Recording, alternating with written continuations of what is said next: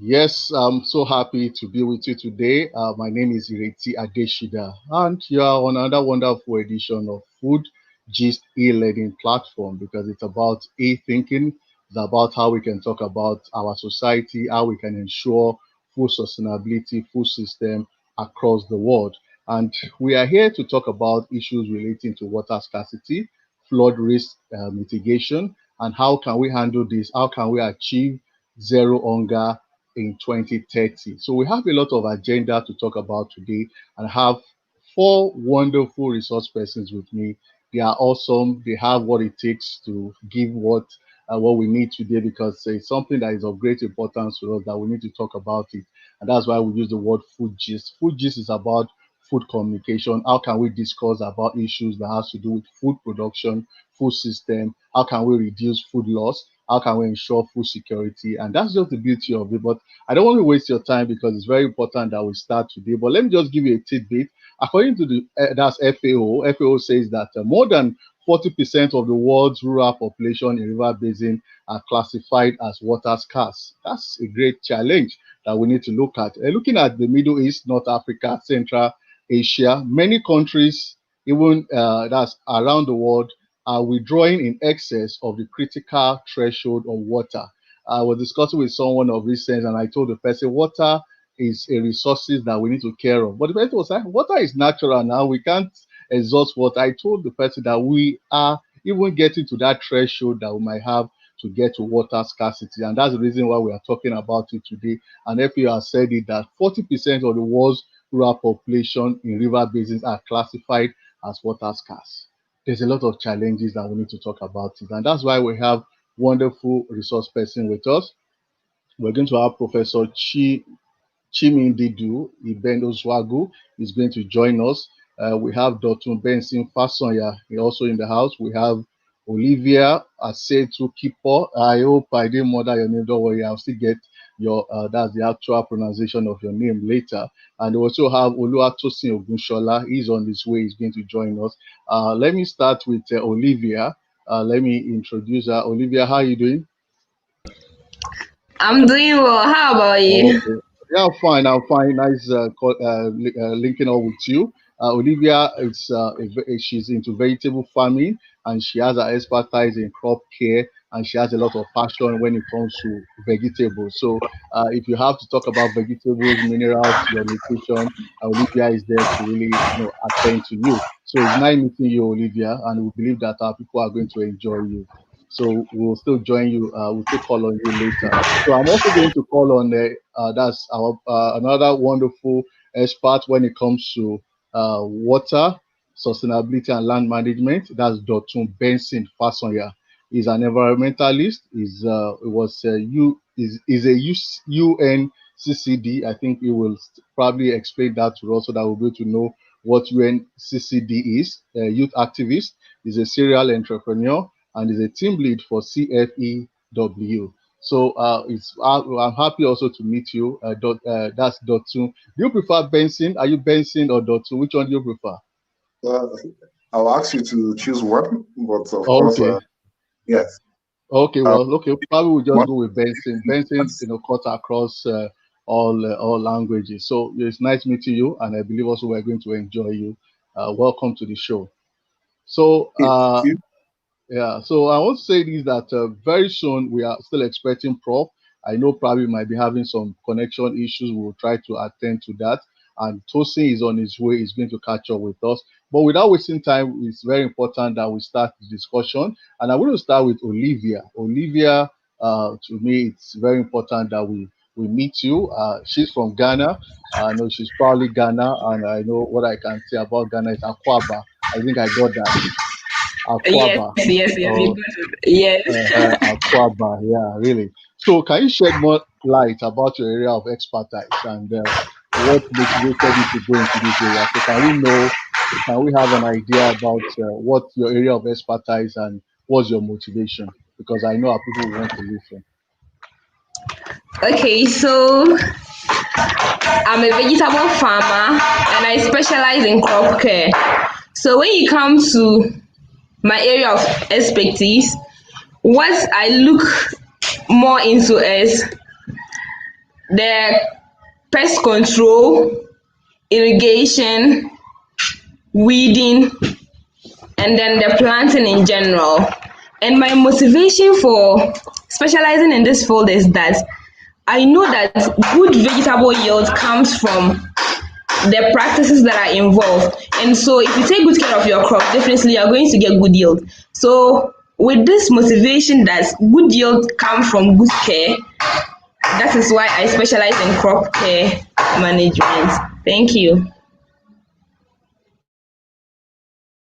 It's very important that you have a passion because when I saw your expertise, I saw crop care. It's more of like because when it comes to care, most of the time we care for our friends, our parents, our children, but now we're talking about care, in terms of crop care. So it's something that I'm really, really happy to know. So I believe our people will also want to know more about what it is. So I'll still get back to you. Let me also ask Benson. Let's have just a brief about his interest when it comes to his area. So Benson, can you share? Let us know your area of expertise and what's your motivation. Olivia has talked about her area of interest. She talked about what motivated her to be part of it. So what's your own motivation? Thank you very much, listeners, and of course, our audience. I'm super excited to be with you. My name is Benson Dotun Fasanya, and of course, I am the team lead of Center for Earthworks. Um, I actually work as I have background in the field of chemistry at both undergraduate and graduate level. Um, I actually got interested in this field some years back when I started my activism. And it's actually to answer a lot of questions. So at the end of the day, I can call myself a researcher in this field. Okay. Yeah. I started trying to look for these very unique issues. And of course, it relates to the issue of water. Initially, it Yes. was the MDGs. The MDGs, it Yeah. was Yeah. just 7, and then of course water was part of the critical thing, and then it now transformed into the SDGs, and we know that water and sanitation is what's central in the 17 SDGs, which is what goal 6. So I started, and before you know it, I actually begin to build my capacity in various aspects. So what I do is actually more of research and then, of course, community engagement. And that's how I started my organization called Center for Earthworks. It's a research-driven, youth-led, non-governmental organization. And to make it short, we are passionate about securing the earth. Wow. We do so through research, through advocacy, through community engagement. And our key thematics are actually basically on the environment, but looking at it in this 3 dimension, which is health, Yeah. education, and agriculture. So that is what we do. So over the years, I have been. Okay, okay. I think we have a connection issue. I'm I think listening now already. we have Prof. Hello, Prof. Hello, I'm hello, hearing Prof. you. Okay, sir. I'm hearing Yeah. you. Okay, it's nice Yes, I'm meeting hearing you. you. Yeah. Okay. Yeah. So Thank you. nice. Are you hearing me? Yes, I guess we can. Are We you, can. We can. It's a little bit breaking, but we can. Let's work with sorry, we this. have to change phone. Yes, yes, yes. Okay. Okay. Okay. Okay. Let's introduce you, Professor Chimdindu. I think I got it right. Yes, Eben Anibone Osuagwu. Osuagwu. Yes, Yes, yes, is a yes, okay. yes, Yeah. yes. Okay, he's a consultant to the World Bank in the area of Gully and flood erosion control project, and also in Abia State and some other parts. He's also a consultant to the Federal Ministry of Environment, Food Industry. He's also Federal Minister of Environment. Also, also into food industry and food system development specialization. That is one of his area of specialization. So he has a vast experience when it comes to development work, when it comes to flood control, when it comes to food system, and when it comes to things like that. So, Prof, can we meet you? Can you just share your area of expertise? So I know shared some basic introduction about your consultancy with the World Bank and how you've been working in the area of food system and also issues relating to food production. So can you just share your area of expertise for others to also learn from you, sir? Thank you very much. I'm sorry to come in late because of network problem. Yes, We were connecting and it was going off. So I'm happy to join you and show you that what is relevant today is my experience. I just finished the flood assessment survey for Aba South local government area. It is a project sponsored by the World Bank, the Global Environmental Facility, and the Space Fund under NUMAP, Nigeria Erosion and Watershed Management Project. And it is very relevant to the discussion today because I just dealt with an area where flooding, severe flooding, is a hazard issue, a risk issue, a vulnerability issue, a special issue, and a livelihood threat issue, both to the suburban people living around Aba and to the urban city itself. And it has implications for food security because it is food security that is limited by the impact of flooding, denudation, and inundation that causes food scarcity inside the township. So I'm happy to join you. That's the most important thing. I have a degree in biochemistry, University of Nigeria, Soka, another degree in industrial technology, Edinburgh University, Edinburgh, another degree in sustainability management, Trinity College in London. I've been into consultancy from factory manager in a brewery to food development. I'm in consultancy now since 2002. My special area is impact assessment, surveys, and food development. I'm attached to, I'm an independent consultant, so I not only work for, I'm an independent consultant. So, and for NUMAP, Federal Ministry of Environment, oil companies, IAIA, once they have they call me, I participate in doing that. But I'm particularly not trying to connect it to today's discussion because the problem with the connection, so the nexus between flood hazard. Yes. Okay, Professor, can you work on your camera? The nexus between flood hazard and food security is a very important, theme for this discussion. Thank you very much. Okay. Please, I will advise you that you should please probably work on your camera so that you can centralize, so that we can see you properly because we're having issues seeing you. So that would be a long way. So okay, yes, I think it's a bit better, but okay, it's better now. It's better now. Or probably you can move a little bit up so that we can have your headroom is okay. Yeah, so I think we can work with this. Yeah, thank you very okay, it's okay like this. Yeah, thank you. Yeah, so we'll still get back to you, sir. So let me start with Olivia while we also try to sort out the connection with Prof. So when it comes to water scarcity, okay, Olivia, are you with me? Olivia. Oh, okay. So it looks as if we are having a lot of issues. Okay, can you hear me? Yes, I can hear you. Okay. So yeah, when it comes to water scarcity, I was asking this question because I know if you have to pick between water scarcity or flooding, which of these two works for vegetable and tomato farmers? And can you give reasons for that? Which one are you going to prefer? Do you prefer a situation where we have water scarcity, or you prefer a situation whereby we have flooding, or you don't want? You are not. I think the two will not work for you. So which one do you think works for vegetable farming from your own experience? Because I know a lot of vegetable farmers watching something like this. Yeah. So from my own experience, I would prefer water scarcity to flood.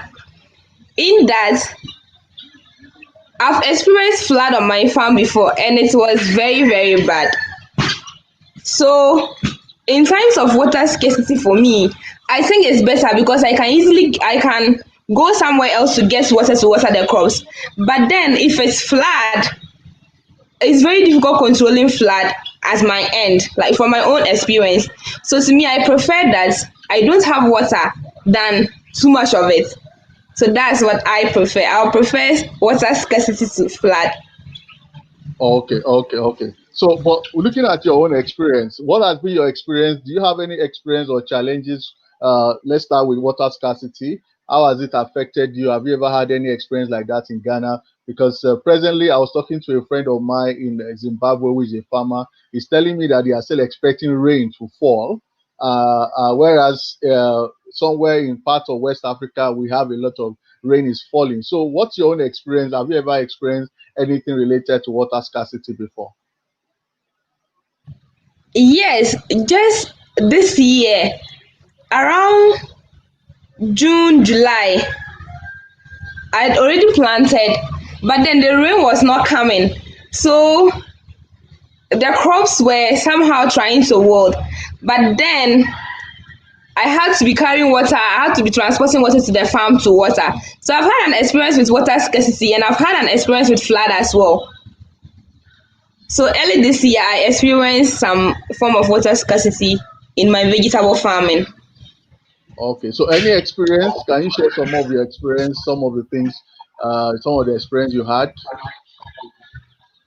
during probably when you had flooding or water scarcity? What are some of your, let me say, your mitigation strategies so that someone who is watching this could look at, okay, what were you able to do in addressing water scarcity and flooding when you were during your own farming experience? So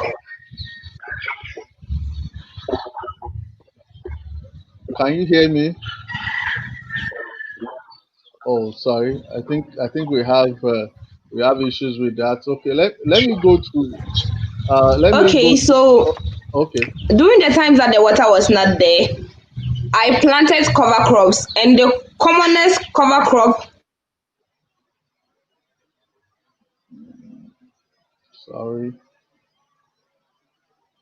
Well, I think we are having issues with our network today. Well, we hope we'll be able to get over it. Please, we do apologize for that. Let me get to Dotun. Dotun, looking at your own experience, how do you think? Because now I could remember that when we were doing, I think, was it not geography or something like that, we talked about urbanization, we talked about human activities. When we also studying climate change, we had issues like that. So, how has human activities and also urbanization increased flooding of our farmlands? Can you just share some of this experience? Because I know it's been a challenge. People are talking about, okay, yeah, population is increasing. People are moving in to the main areas. Even in the rural areas, people are building on farmland. So a lot of things are happening. So what do you think, as someone that is so interested and passionate about issues of water, to ensure that we have water provision across board? So what's your own advice? What's your own, let me say, from your own experience, let me not say your advice,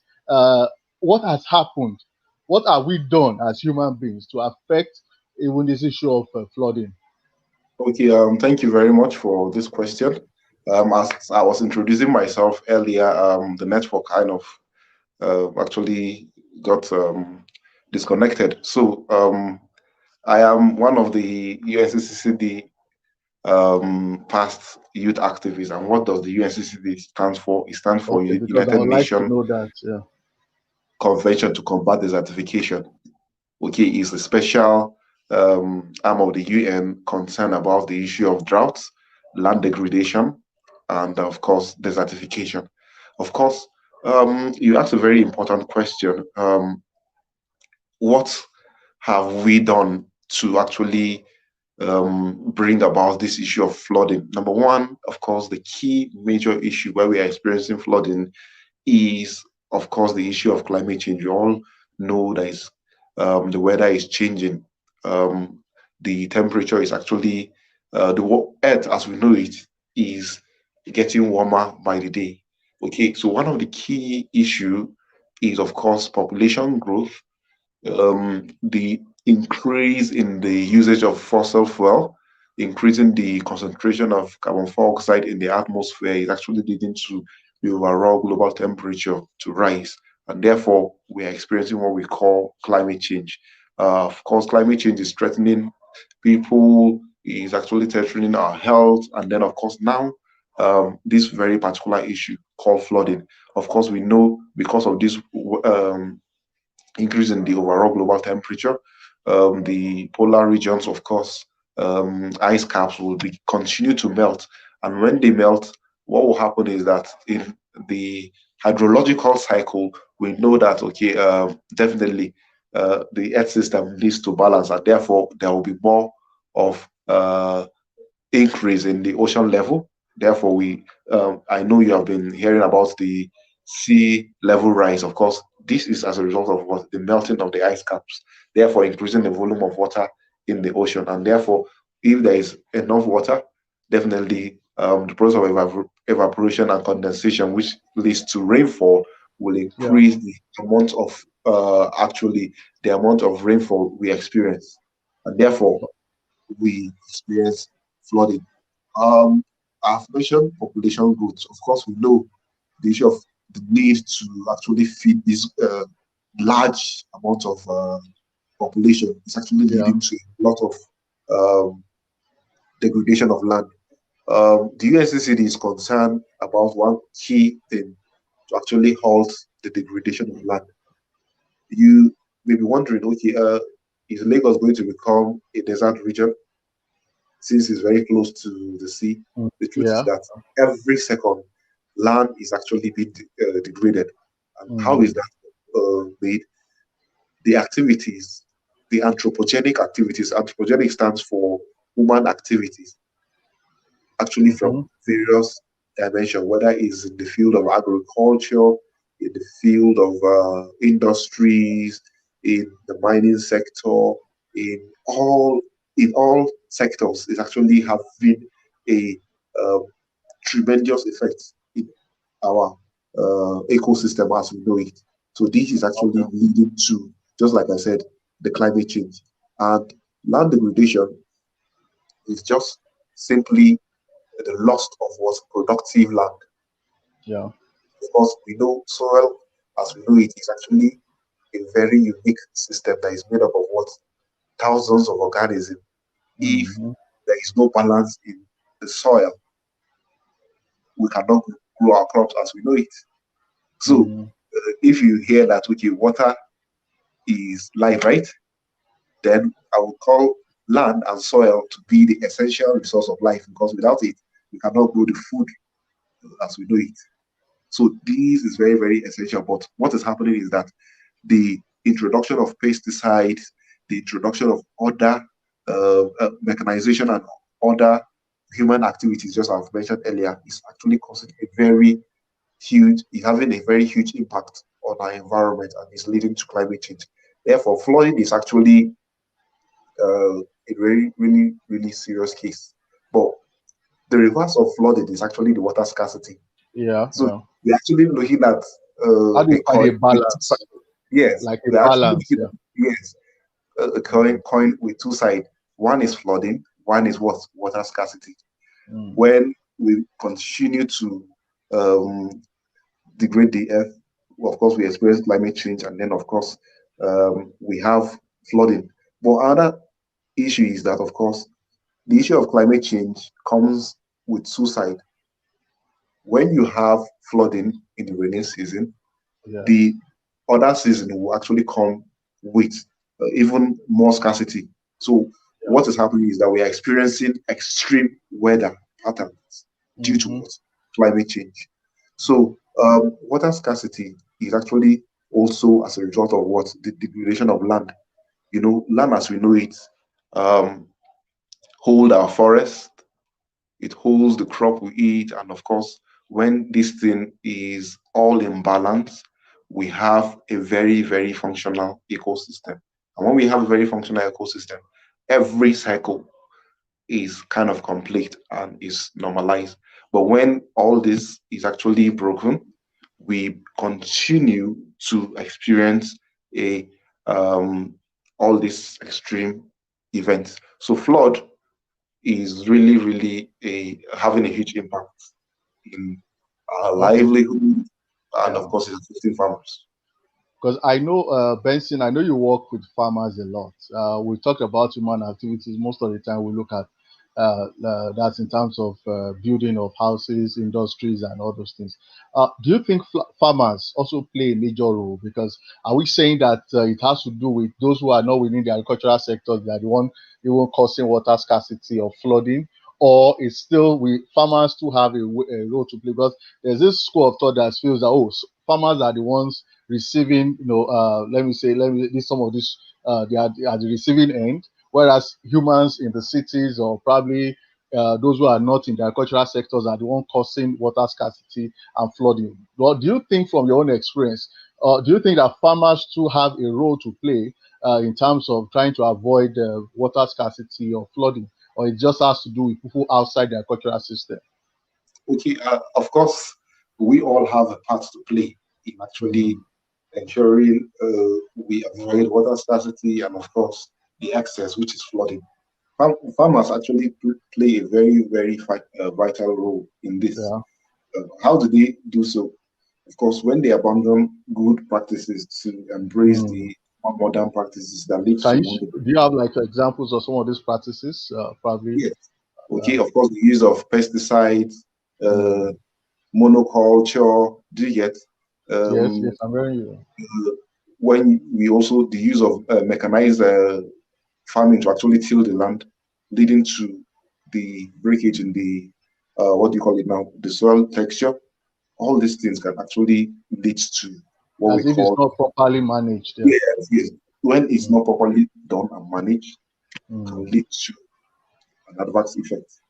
Okay. The pesticide, as we know it, has a very far-reaching impact.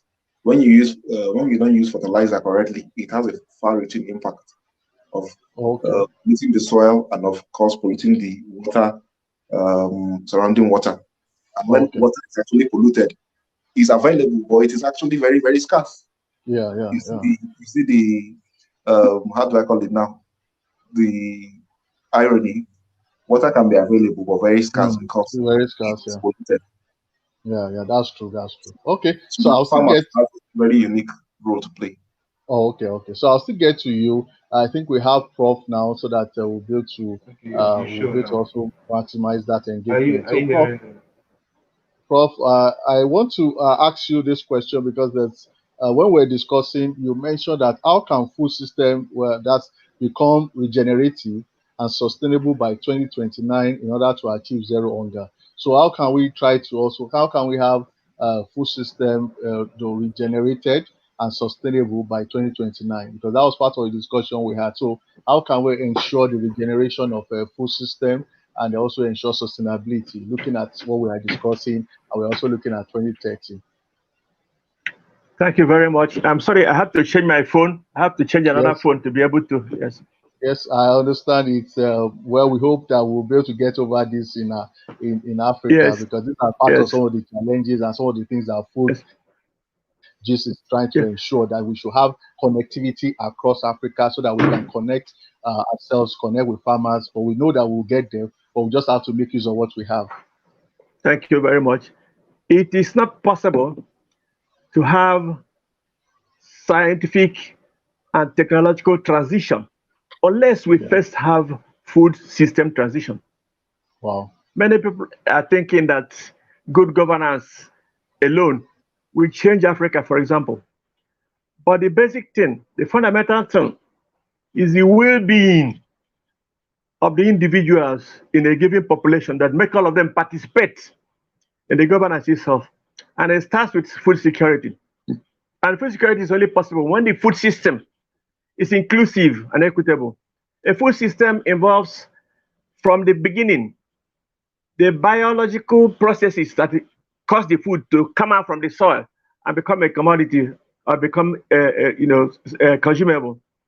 How we farm, how we crop, how we process food, how we package it, how we sell it, how we distribute it, and how we eat it, how we transform it to well-being. So the food systems we have here are indigenous food systems, as we know them, or the so-called subsistence farming. And subsistence farming is the area that is most hit by vertical flooding. There is horizontal flooding, which sheet erosion. Then there's the vertical one that involves excessive rainfall, taking the minerals deeper and deeper, where it's no longer accessible to the plant roots, so that the crops that you harvest are mineral deficient. And then it affects the food system in terms of potency. So the food system is such that we must change the subsistence farmer into a supplier of the urban food system. The day the subsistence farmer in the rural area becomes the supplier of the food system in places like Lagos or Port Harcourt or Kaduna, this and that, you'll find that poverty will go down. And for that to be sustainable, he has to have access to soil, adequacy of soil. He won't suffer water stress. That's no shortage of water, either for bioirrigation or for household use. He won't suffer land stress. That is, he will have adequate space in terms of spatial land. And access to land has to be equitable, both in terms of gender and in terms of capacity to use to be farmed. So the food system in Africa is so much dependent on Western products. Just like our colleague mentioned, monoculture tend to be plantation oriented. But when you have a polyculture, it is more sustainable because you can farm behind your farm. You can have kola nut, you can have breadfruit, you can have melon, you can have yam, you can have okra, you can have different kind of things, and it is more sustainable because it makes the supply complete. So that is why we must think about the nexus between those things that damage the soil, convert the soil to very poor, make the soil infertile. Example, severe flooding and the food system has poor access to appropriate inputs. Okay, sir. Okay, okay. Let me ask because you talked about subsistence farming because we're talking about smallholder farmers. Are you saying, Prof, are you saying now that it's possible for us to have smallholder farmers uh, producing not just within their own locality, something that can even go outside their state, even outside the country? Is that possible? Because most of the time, the Yes, view about smallholder farming is that, oh, it has to do with just my own family, just the local market around me. So it's possible that if a subsistence farmer or someone who is a smallholder farmer is well equipped, if he has access to water and good training and good facility, he or she can expand beyond even the state and even beyond the country. exactly. They're already doing it. If you Mm, ask yourself, where does 60% of the gari or fufu, gari, as mm, gari, consumed in Lagos come from? It's not in mm. any plantation around Lagos. Yeah. It's from the rural areas. You can assume the same thing, smallholder farmer, family farmer, or subsistence farmer. They're just like saying the same thing. But the moment Okay. they're empowered in such a way that even if they only have only 1 hectare, but that 1 hectare is so managed that conservation agriculture comes in, organic farming comes in, aquaculture, anything can be done there so that the produce sufficient, the productivity goes so high, it can sustain the family Mm, and supply the market. That's what they call increasing the market linkages or higher market values. By the time the Gary changes from ordinary measurement in cup to packets of Gary, it becomes a higher commodity value. Now, if you sell the Gary in cups, it becomes just ordinary. But merely you put it in packet and seal it, it changes value. It can go beyond Lagos market to Cotonou or even overseas. So that is part mm, of increasing the food chain, increasing the linkage, and adding value along the line in such a way mm. that the primary producer is not cheated, is not in poverty, so that they can sustain production and then that production will support urban food system. Okay, wow, that's good because it's you're also talking about the aspect of value addition, value chain. It's very, very key. So thank you very much. So let me ask because we need to also move on now, and also we will advise you to probably look into the phone. That's your camera, so that we'll be able to see you, so that you'll be able to communicate with us. That would be great. So I want to ask, can you share recent environmental impact of your country and probably you know other countries around in terms of the impact of the environment? That's some of the challenges in the last decade, and with some of the statistics. So, do you think that we have what it takes to overcome these challenges in achieving zero hunger? So, when it comes to environmental impact, because it's also good that we work with statistics, because I know a lot of researchers are watching this program, and it's very important that we work with statistics. I also want to appreciate that's Pascal from Rwanda and Eric and Christian from Netherlands. They are also researchers. They are working in the area of agriculture, and I know they want to know more about some of these environmental implication and impact. so that we can all work together. So, and I know a lot of researchers across the world are watching. So, what are some of these environmental impacts and challenges in terms of flooding and water scarcity? And do you think we have what it takes to overcome it? Because sometimes some of these figures might be so huge that we might be scared that, oh, is it possible for us to overcome it? Okay, the environmental challenges, normally you take a span, say in the last 5 years or in the last 10 years, you will find that drought has increased in the northern belt. Desertification, desert encroachment has increased. Yes. Help me so that I can see. Desert encroachment has increased. Drought has increased. Flooding has increased on the Niger Delta Basin, Benue Basin. You can see every year there's flooding that removes farms along the River Niger Delta area down from the north. Lake Chad, has lost 1/3 of the water volume there, and the area of Lake Chad has reduced. The physical area, circumference of Lake Chad, has reduced by 45%. Just like Lake Chad. So you do not know whether the valleys now that used to sustain alluvial farming, for example, the parts of pasture farming, for example, no longer support pasture farming because the alluvium have been lost, that is swept away. So those environmental challenges are ecological in nature. Some of them are climate change in nature. Climate changes have to do with, of course, excessive rainfall. Excessive rainfall, I give you statistics, 260, on average, 260 kilograms of soil per meter squared is lost in the southern area, in the equatorial area of Nigeria, every year. Wow. That's about soil. So in terms of drought, premature, that's late rainfall, is causing losses to agriculture for about 33%.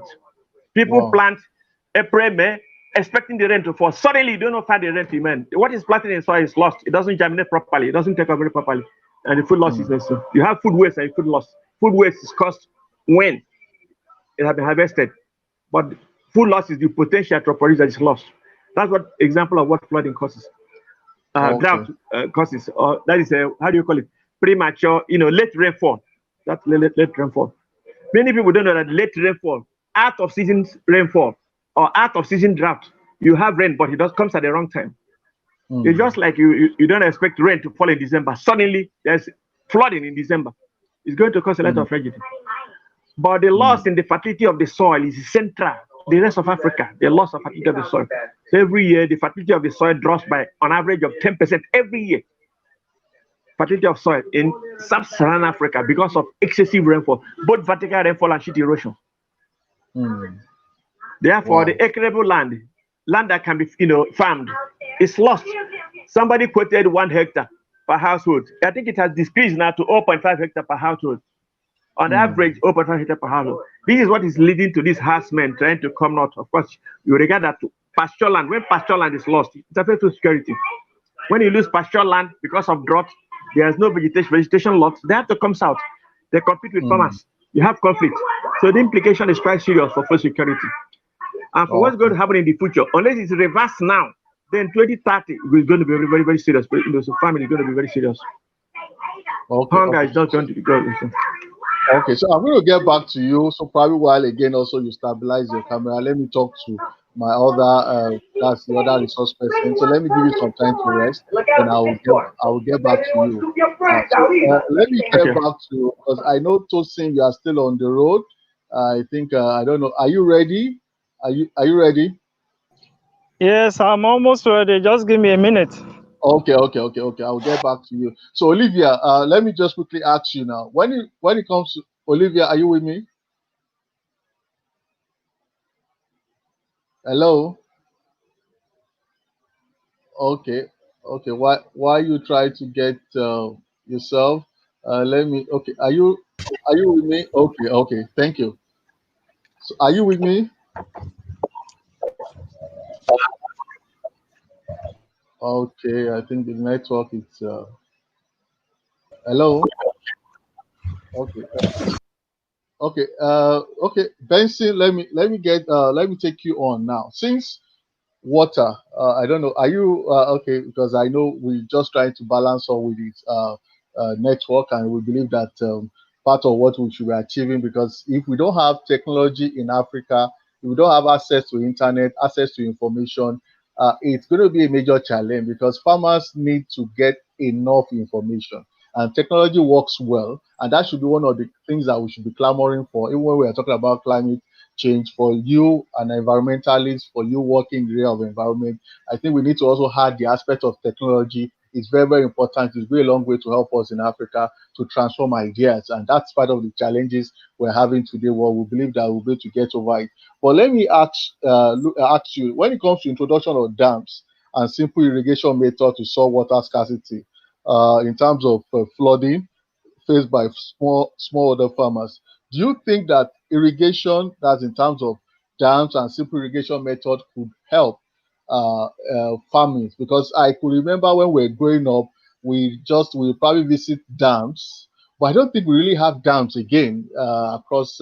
Well, I don't know the little part of African countries I've visited. I don't think we are really working on our dams. But do you think that dams and irrigation, simple irrigation facilities, would help when it comes to issues of farming and smallholder farmers?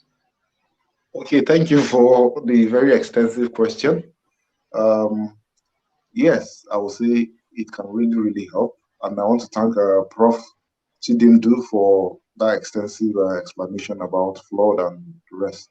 But the question is using actually smart methods to address this key issue is really, really important. And of course, the introduction of dams is really, really good. Okay, let me share an example. In Jos, or in Plateau State, where I currently reside, one of the key thing that is still yet to be fully utilized is the mining ponds. Okay, over the years in Plateau State, there have been a lot of mining activities that has taken place, and it has left a lot of ponds created due to this excavation of tin. So, but some farmers who really recognize that this can be used to actually grow crop have been using these ponds to actually do both rainy season and dry season farming, and it has really, really been really helpful. So, imagine if we have a community where um, water can be harvested, water harvesting through these small ponds. You know, it can be used to actually supply water to most of their farms. Therefore, they can have the liberty to actually grow their crops throughout the year. So, um, when this is actually utilized, it can actually lead to more food security. And then, Okay. if they can actually be trained fully, because one of the key things based on my engagement that we learned from our research is a lack of what data, and as well lack of poor knowledge of these smallholder farmers. Smallholder farmers need to be fully equipped, and somehow it has to happen more personally, and then it has to happen through government support and where possible. Okay, your audio, Official. you need to speak up. Your audio. Okay. So Okay. also organizations like NGOs can actually help support these farmers to understand some of these practices and how beneficial they can be to uh, ensuring food security. It is good that, okay, if you have um, means to actually harvest water, either through ponds or through, rain harvesting, or Okay. whichever means, this can, if well utilized, can actually help these farmers. And then, of course, they can also learn some best practices. One of the key best practices I will encourage all smallholder farmers to actually look for is what we call the sustainable land management practices. Okay, it's Yes. actually Yeah. created by the United Nations Convention to Combat Desertification. It's actually a set of approaches that can be used to actually ensure that land is more productive, land has more retention, land has more productivity. So they are Okay, just can you just break down some of those sustainable land management so that we can just highlight them, because I know it will be good for someone who is watching this who is also into agriculture that can learn from it. So, what are some of those sustainable land management practices? Sometimes they call them sustainable adaptation practices. okay. Thank you. Number one, uh, you know, you can actually adopt zero tillage. Okay. Okay, what is zero tillage? Here, you ensure that okay, you don't till the land, you Yes. grow your crop, and Yeah. then that helps in reducing soil erosion that Prof have already talked about initially. Yes. Mm-hmm. Okay, so when you do that, there are some crops that don't actually need so much work, like cassava. You know, cassava can grow, is a very, very interesting crop that can Yeah. actually adopt or adapt in most situations. Okay, another practice is simply using um, crops that are resilient either to drought or to excessive rain.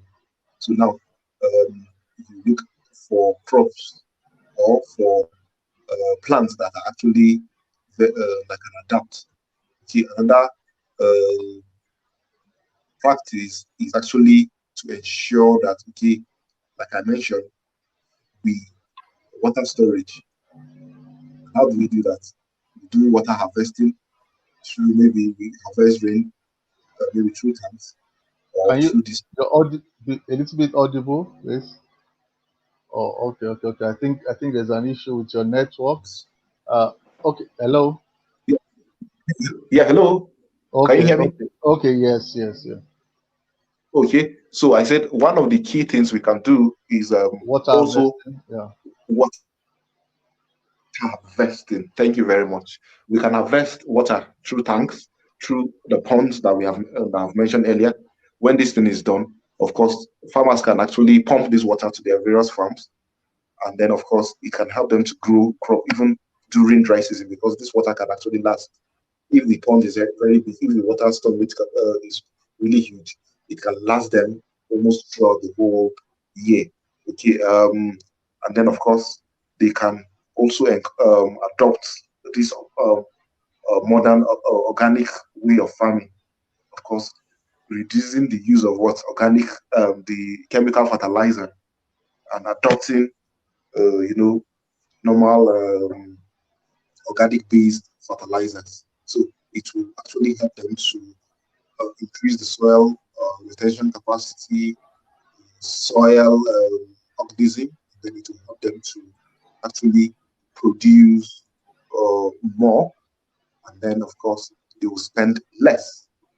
So those are some of the key practices of what sustainable land management. Okay, okay. Thank you. But okay, you mentioned something that I know that caught my attention. You talked about private sector NGOs, because normally we all know that when it comes to reaching out to farmers, we are all used to extension agents from the Ministry of Agriculture, Agricultural Development projects, different ministries across Africa. So, are you now saying down that private sector and NGOs, because we also know that I think so, there are some NGOs that are springing forth. Even some of them are faith based, some of them are not faith based. Play a major role when it comes to disseminating information to farmers. Can you share some of these experiences? Do you have any of these experiences so that people don't assume that when it comes to extension agency, when it comes to reaching out to farmers, it's only about government alone? The private sector has a major role to play. So, can you share some experiences? Yeah, in 2015, 2016, of course, I was privileged to actually work with some potato farmers, and of course, it's on a research. And this was actually done through private sector and then, of course, non-governmental organization. And then the idea is simple.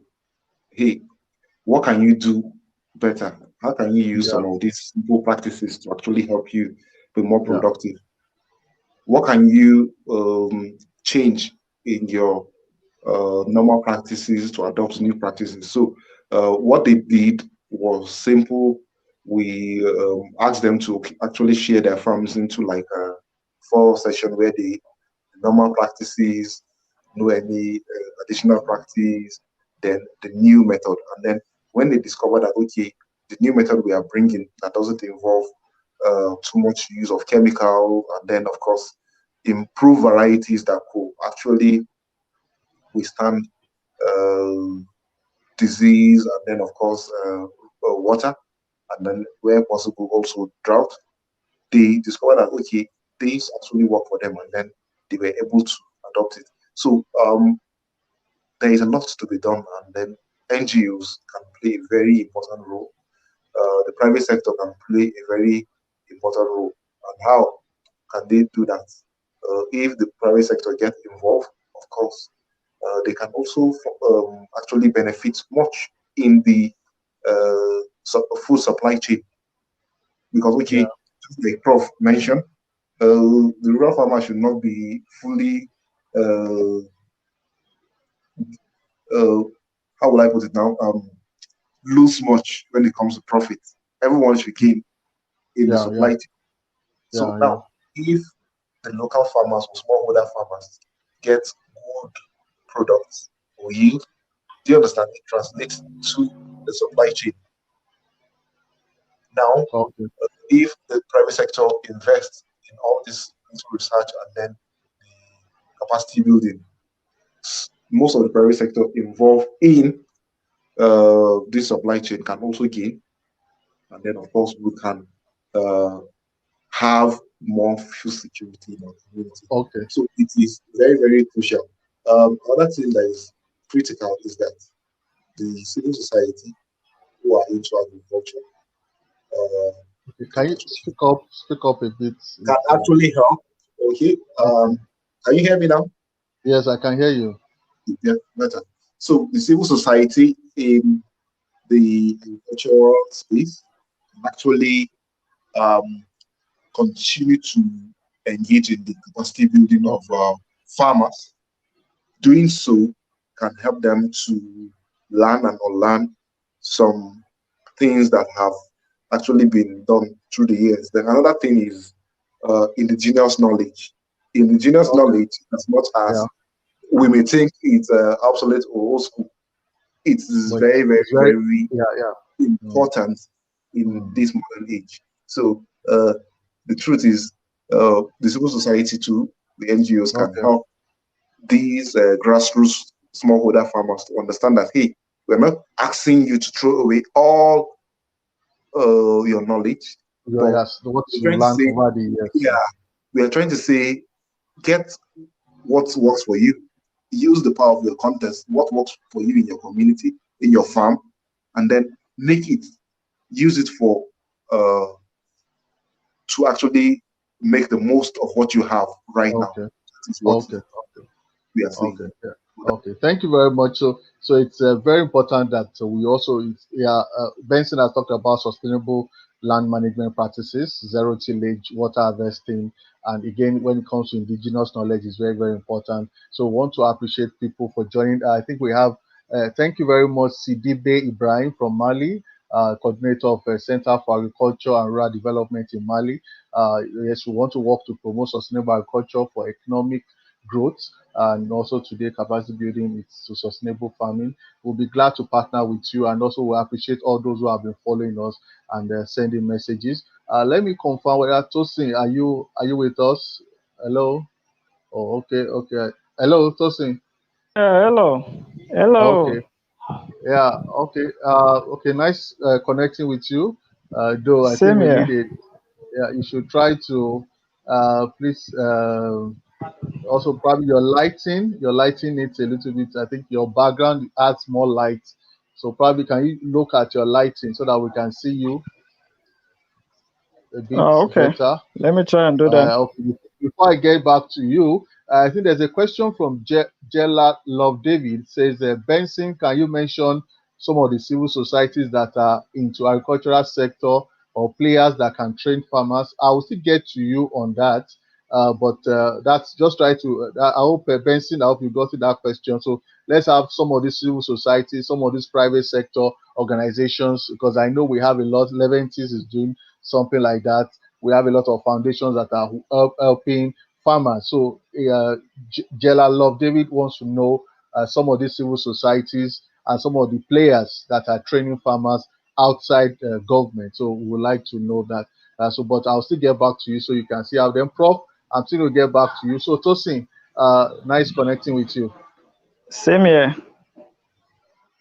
Okay, yeah. So quick one because of our time, because we know that you have a lot of interest in tomatoes in terms of vegetable farming, and when it comes to plant nutrition, that's also one of your areas of interest. So it's very important that we learn a lot from you. So when it comes to water scarcity, because Benson had mentioned a lot of ways you can sustain land, that's in terms of land management. So what are some of the practices that you have been involved in terms of water management, in order to mitigate against water scarcity? So, what are some of the things that you've done in your farm? And along the way, probably you can share a little bit about your production area of tomatoes, so that someone who is also into tomatoes farming can learn from you.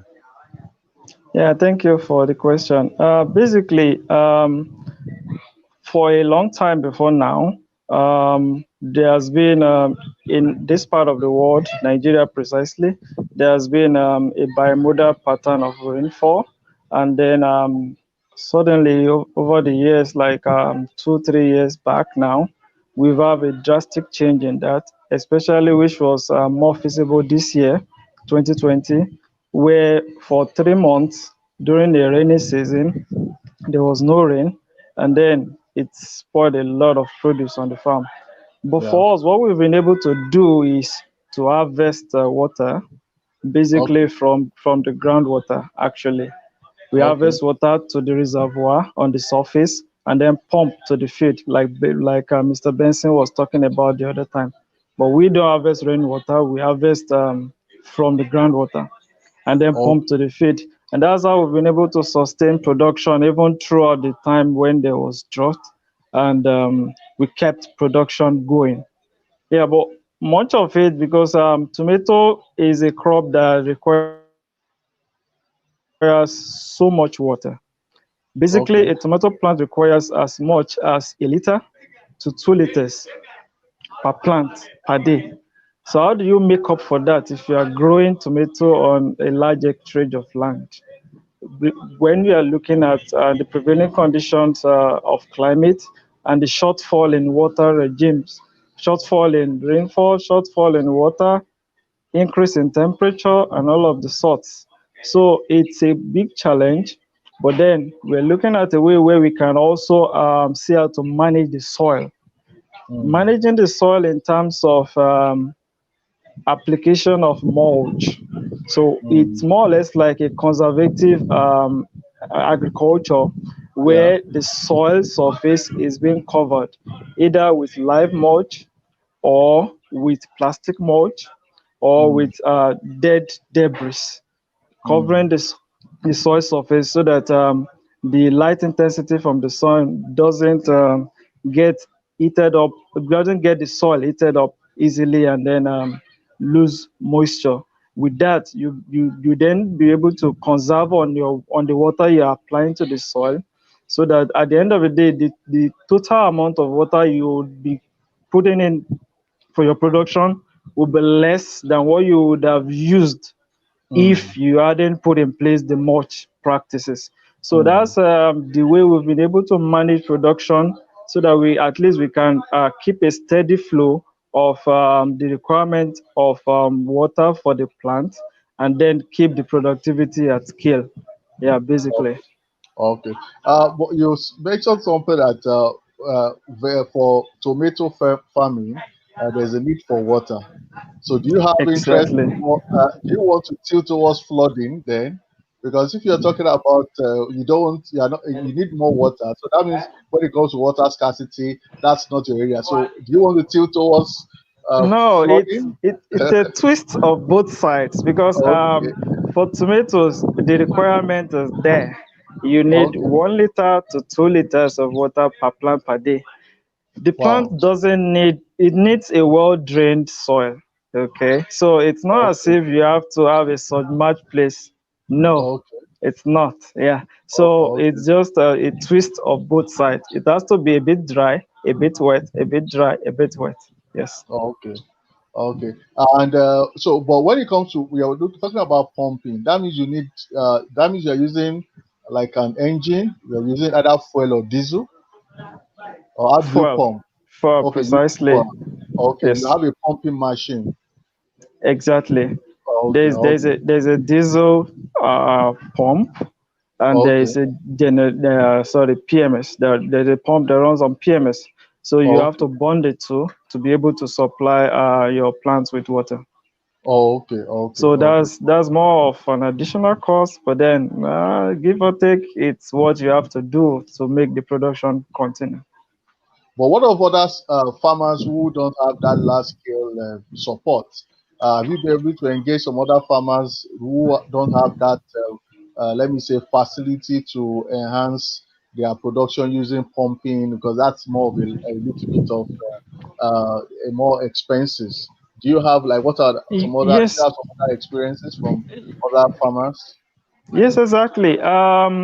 For farmers, because I normally relate to farmers that are all around, so Yes. it's more of a share of knowledge, of information, so that at Okay. least by virtue of myself being at a particular location at a time, I have to seek out for other persons that are also into the same line of agriculture that I can Okay. help boost their own productivity. So Yes. even though they can have the facility like the fund to install all of Okay. these cost implications on the pumps and everything needed for irrigation system, but then every other knowledge, the indigenous knowledge, like Mr. Benson said, it's still viable. So it's more of you being able to mulch the soil. As you mulch the soil, Okay. the little amount of water that you're able to add to the soil, you can reserve it and preserve it, because the soil needs moisture. Soil water Okay. is soil water helps to for the plants to be able to uptake the nutrients from the soil. Okay. So if Okay. if the soil doesn't have water, if the soil doesn't have moisture, then there's no way the plant will be able to uptake nutrients. And before you know it, Okay. the plant will start showing you signs of yellowing, and before you know it, the plant will die. We don't want Okay. that to happen. So we have to manage the soil so that it can conserve the moisture in there. And that's Okay. what the kind of training and the information we share with farmers. And we've seen results from different parts. We've seen results of this Hmm. working out well for them. Okay, okay. Yeah, so I'll still get back to you, but I know, let me, I think Olivia should, I don't know, Olivia, are you ready? Can we connect? So, because I know we need to still learn more about your experience and what you are doing. I want to appreciate all those who are connecting. I know we have some comments from Akimbobola, Tolulope, Busayo, Chipasi, Olalekan Ayodele. Thank you very much. We appreciate all those who are following us. Let me, Olivia, are you on? Can we talk? Because I know if you're also battling with your network. Hello? Oh, okay, okay, okay. Okay, when you are ready, let us know. Hello? Yes, yes, yes, yes. Okay. So can you just quickly Yes, I can. talk about your experience when it comes to managing Yes. water scarcity before we get to Prof? Hello.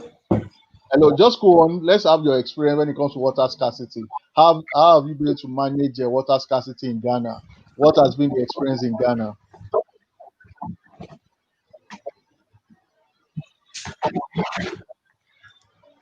Okay, so Go ahead, go ahead. Yeah.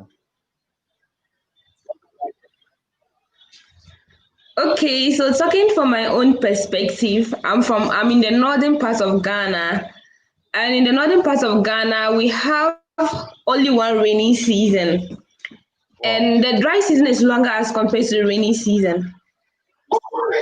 So during the water scarcity times, when I want to cultivate, what I do is that in the rainy season, I do rain water harvesting. So I have a pond where I harvest the water into, and we also dig wells during the rainy season so that we'll be able to store some amount of water for the dry season.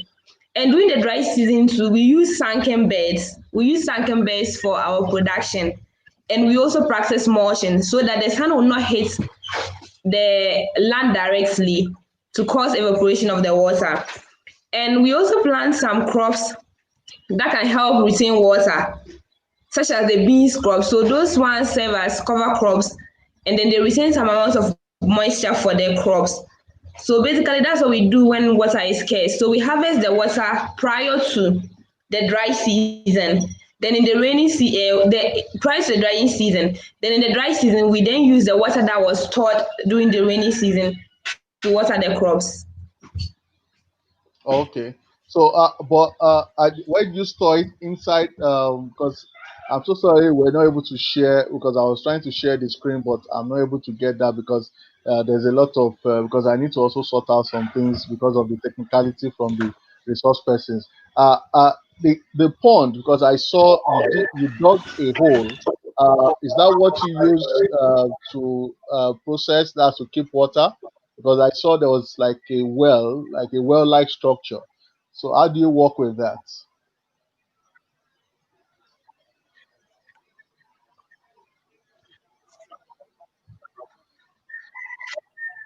Yes, yes. So for the well, when we dig it, we have some local stones here that we use to kind of tile the inside Okay, such that it's not easily collapse. So in that way, okay, you're able to store enough water for the dry season. okay, okay, So okay, that's what we do here. okay. So, but when it comes to now, let's assume now that when it comes to but that means you not experience flooding at all. Have you experienced anything like flooding at all? Because looking at your own area, I think you have challenges with rainfall. Have you experienced anything like flooding?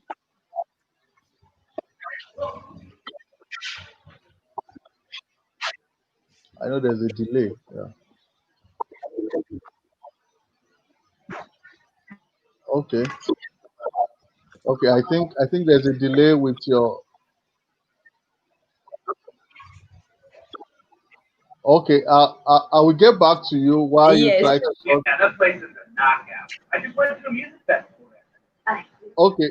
Prof. Yeah. Sorry, we kept you a bit because No, we wanted to I'm with get you. I'm with you. your It's background. interesting. Yeah. I'm Yeah. learning from other So, people. Tosi, Olivia has mentioned a lot of flood control measures.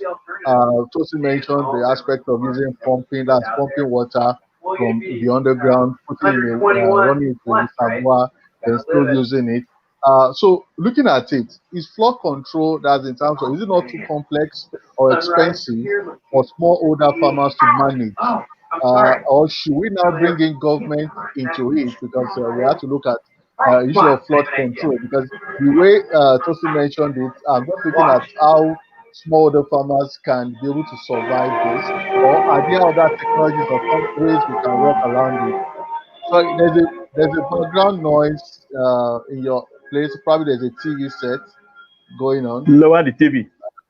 Okay, Forever. yeah. Okay. Thank you very much. So Thank you what? very much. Okay. Yes, I want to answer immediately. Flood is panoramic in effect. The experience is all over the community, but the response is individual. That is the challenge we Mm, have in Africa. When there is flooding, it happens across a wide area, but the response is individual. yeah. So the matters of exposure, vulnerability become an individual experience. That is the challenge we have in Africa. Until we have a situation because the government is too weak to tackle fraud. Mm, But all hope is not lost because in Nigeria, erosion and watershed management project sponsored 80% by the World Bank, 10% by the Global Environmental Facility, and the Special Fund for Climate Control is also involved in sustainable land management capacity building, of which I'm involved, building capacity for rainwater harvesting at rural areas, of which I'm also involved, The new map program is going on in Nigeria, and I must have heard about it. Yes. So there is hope.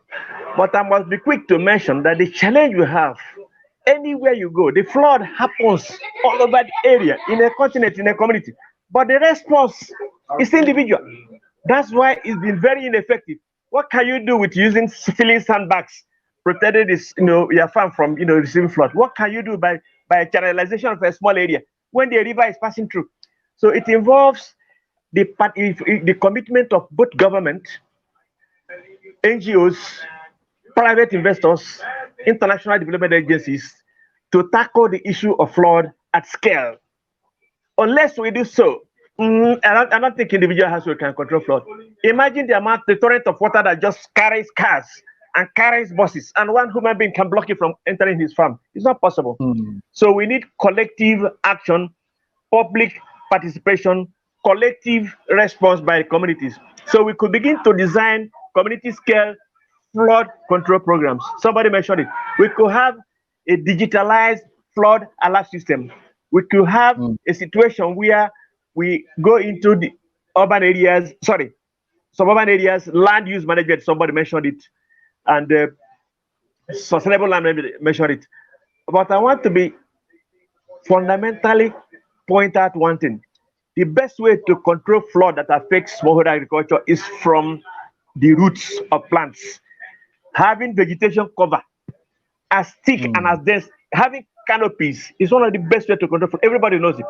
So I want to announce for the records that there is very, very strong hope, discovery made with the participation of Africans, a plant called Guiera, Guiera, Senegalensis, a crop that is ubiquitous in West Africa.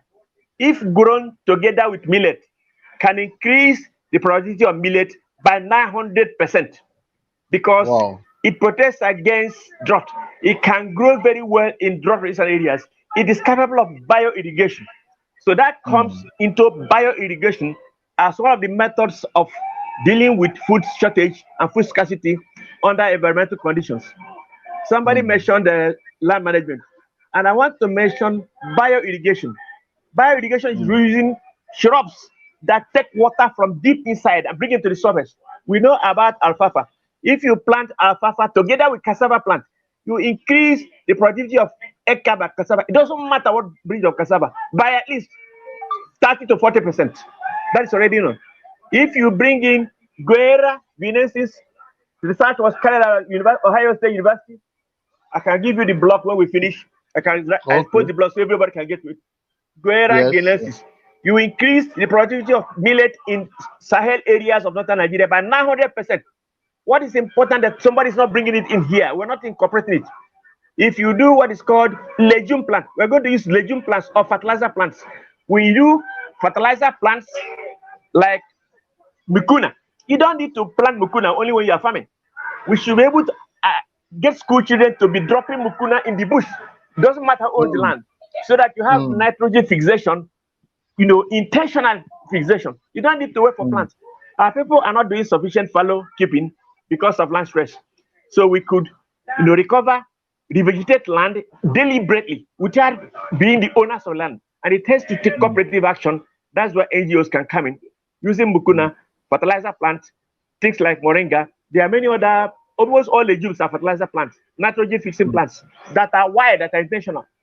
So that's what other areas. Then water harvesting. In India, they do irrigation, water harvesting using bamboos.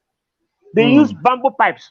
So if you have to have a tomato farmer who can afford, solar borehole, supposing the small farmer cannot afford it, what does he do?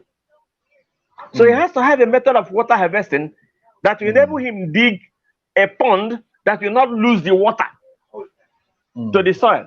And that requires special design. That's where engineers have to come in, people who know how to mix clay and what you call friable clay that will not allow the water to seep into the soil or to be evaporated, as somebody mentioned. Susan. Okay. Okay. Yeah. Thank you very much. So please, we still advise that we have stability in your camera so that we'll be able to see properly. Yes, that's what I'm trying to do. Yes.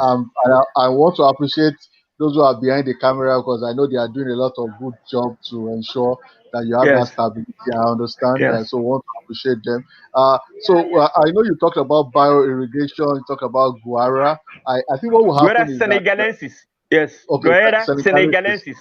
If you put Okay, so Senegal, you put lenses in the station.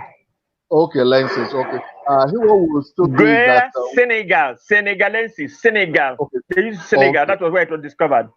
Oh wow, wow. So I what we'll do Yes. is that we'll still probably ask for some documentation from you. If you can do like a short write-up or some of this bio irrigation, we're going Definitely. to post it Definitely. on our blog, and that is why we Yes. encourage people to please make sure once you have registered, we're going to send that link. We are scrolling now the link for registration. If you're interested in partnership, internship, or other collaboration, or there's a grant that you have, okay, you feel that in terms of food communication you want to work with us, or you want to be a content associate, or you want to get updates from us, make sure you register. That's the link is scrolling on the screen at the moment, so that you'll be able to get more information. Because I'm very happy that you are sharing some of this very very useful information for us. Like when you talked about school children on their way, from school, they can just decide to just ensure nitrogen fixation, which is something that they can just do, just playing, and they are helping the soil, they are helping nature, Yeah.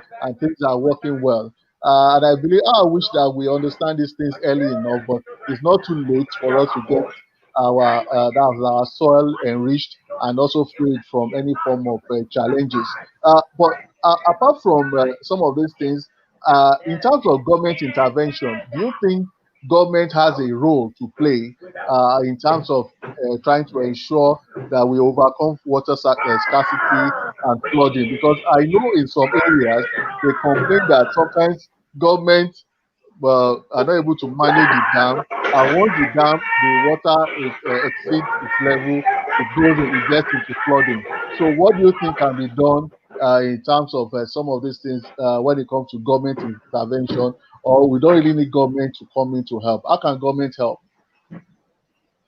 I said that flooding is a large scale impact, usually Mm, severe impact. It happens in a panoramic way over a large space, but yeah. the experience, is public. But the response we have been having is, local, making it ineffective. That means it requires government. I'll give you an example. Shortage of water. Shortage of water is making COVID-19 hygiene tough. Mm, Some people don't have that's just enough water to mm, respond as adequately as they should with respect to mm, COVID-19 hygiene. So imagine what shortage of water we do to agriculture. mm, If we don't mm, have enough mm, water because everybody in the house should have at least 50, 100 liters of water mm, per capita. That's mm, adequate. WHO, you should have mm, in your house 100 liters per capita, mm, per head, per day. But we don't have more than 25 in Nigeria. mm, In fact, the rest of West Africa. So mm, that's what water stress, can do. So we need government coming in to channel flood in such a way that flood can be converted. Somebody mentioned you can convert flood into fish pond. They can be mm, channelized into alluvium, areas. Flood can be managed creatively, but it has requires government to be serious. But if you allocate the money in a country like us, somebody will find a political contractor who will just put a dam there. Before the dam is 2 years, it's just broken. You can, that's if it. you count the number of dams in Nigeria awarded and constructed, how many of them are functioning? So we have Mm, to have a more responsive, system of flood management. mm, And we require United Nations, international development agencies working together with government because it helps for transparency to work. mm. Yes. Yeah, I don't yeah. think Thank you flood is very something much. that should be left about it. Oh, okay, so I'll still get back to you about how we can increase the productivity of flood-based farming system and the situation of water in 50 years. But let me quickly get to Benson, then and also get to Olivia, then also get to Tosin, because we are also getting to about to round up this discussion. But before then, Tosin, there's a question from Gina. Just Gela Love Davis said, Mr. Oluwatosin Ogunshola, when you mulch, will it not attract insects that turn such mulch into a housing estate? That's then later on it affects tomatoes. So I'm going to ask that question, but let me quickly ask Mr. Benson. There was a question about CSO. So do you have like list of some of these organizations that are really working in the area of agriculture and extension? Okay, thank you very much for that. Prof has already mentioned some. He mentioned the World Bank, the GEP, which is the Global Environmental Facility, which are international organizations. Of course, we have some private partners, like Syngenta. All these things, of course, they can go online and search. But the most important is that we don't have to wait for organizations. For example, you saw the need for filling the gap in the food system, and then you created this kind of conversation on platform. We don't have to wait for resources from outside. We can actually start creating these resources ourselves. It doesn't take much. It doesn't take much. We can do it. But most importantly, disasters like flooding, just like Prof mentioned, cannot be managed by individuals alone. Yes, yeah. You can only help in choosing lifestyles and taking actions that actually will limit these effects, like incessant dumping and indiscriminate dumping of waste in water channels should be stopped. Of course, we should manage plastic waste and the rest.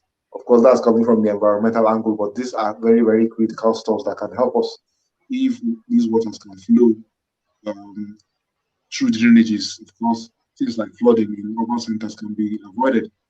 Okay. Then, of course, if we can take climate action, planting trees, encouraging young people to plant trees, of course, it can help in carbon sequestration. And then, of course, it can we will experience less impacts of climate change. So these are very, very critical things. Policy must be well channeled and implemented by the government. And of course, citizens must demand this implementation because it's critical. Government is more than just the people in position. It's actually the people. If you understand that we have the power to actually demand that these key policies be implemented to actually help both secure us and then our future generation, then we'll actually achieve the fight. So it is very, very important we all join forces to actually ensure that we have a sustainable environment.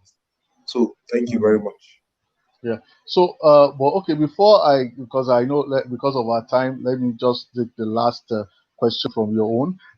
Looking at, is it in terms of your experience as an environmentalist? So, where can we bring in when it comes to children now? Because we're looking at children now. How can we encourage young people? Because Professor has mentioned that some of these children can also help in nitrogen fixation. What are the roles of young people in ensuring that we have food sufficiency by 2030? Do you think children, young people have a major role? You mentioned tree planting. What are some of the other areas that can be done? Because you are an environmentalist, I know you've done a lot in that area. So so that we can just round up with that. Okay, I will say that the youth are the future, and they must be fully involved in this fight. Somehow, some issues are actually shrouded from the youth, like the issue of all these researches that has to do with that Prof have been mentioning. I noticed that there is a serious need to involve youth. So if youth can be mentored and empowered, it will go a long way for them to actually pursue these issues. And let me tell you one critical thing that you must understand. The issue of climate change was just like scientific, until the youth were given the space to actually voice out. And then everybody begins to resonate the issue of climate change, and then people became more conscious. And then, of course, there's a lot of things uh, ground to be covered. But at least when young people were involved, somehow it reverberated, and then, of course, there is more action. Then, when it comes to this issue of water scarcity, desertification, and other stuff, when young people are actually mentored, it will go a long way. And this can be done through environmental education, green clubs. And Okay. I have Yeah. one of my friends in Akure. If I remember the name of the organization, they run a school agricultural based program that Okay. encourages young people, not just, it's actually talking about food security. Yes. We can form food club where we encourage organic farming, or what do you call it now?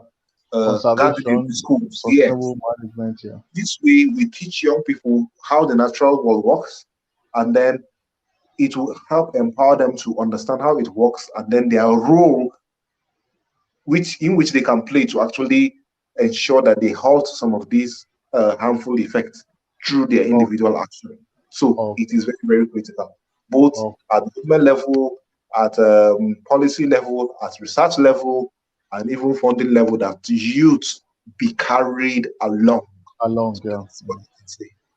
Okay. So, okay, let me ask Tosin, were you able to get that question when it comes to attracting insects? What's your own experience?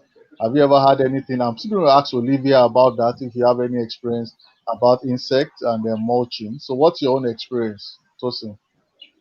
Okay, thank you. I will take it from a scientific perspective, then drop in the point.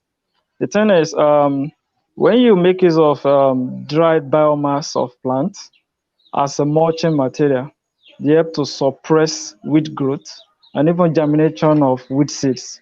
So in that case, you increase the population of beneficial microorganisms in the soil, because the dry biomass of plant is also undergoing decomposition. So in that case, you are returning nutrients back to the soil as well as suppressing weed growth. Likewise, also for plastic mulch, you are creating a microclimate which also suppresses weed growth and even weed germination and all the sorts.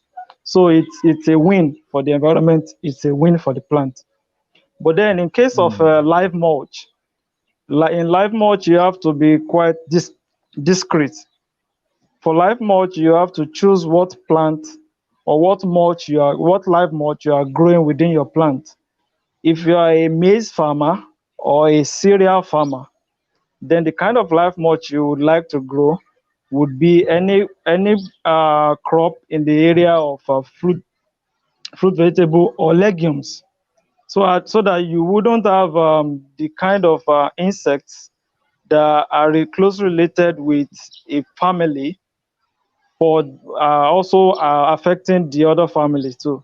So in Oh, that case, you would be able to have more of the beneficial insects around than the harmful one. And then the natural enemies will definitely come around. So to be an ecosystem, a community, where you would have more population of the beneficial microorganism and the insects, which would help you to ward off the harmful ones. So it's a win. okay. Okay, okay. Thank you very much. But You're let me welcome. ask this as we round up. What are some of the ways for those who are into vegetable farming? I'm also going to ask Olivia about that. But let me start with you. Those who are into vegetable farming, like from your own experience, tomatoes, what are the ways that we can increase productivity of flood-based farming system around us? So, what are some of the things that we can do to increase our productivity? What are some of the strategies? Because someone might be listening to this program and might want to go into vegetable farming and tomatoes. Because I could remember someone was telling me of recent that it's better if I'm going to start. Can I start vegetable farming now? Is it too late or too early? Looking at some of these challenges that we have. Yeah, thank you. Basically, for tomato farming, what I can say about this is every floodplain has an associated island to it. Mm, So for during flooding seasons, when you are expecting it to the area to be flooded. You move your farm in your tomato crop, you plant it on the highland, and you make sure you are making your ridges across the slope and not along the slope. In that case, you wouldn't have so much issues with flooding.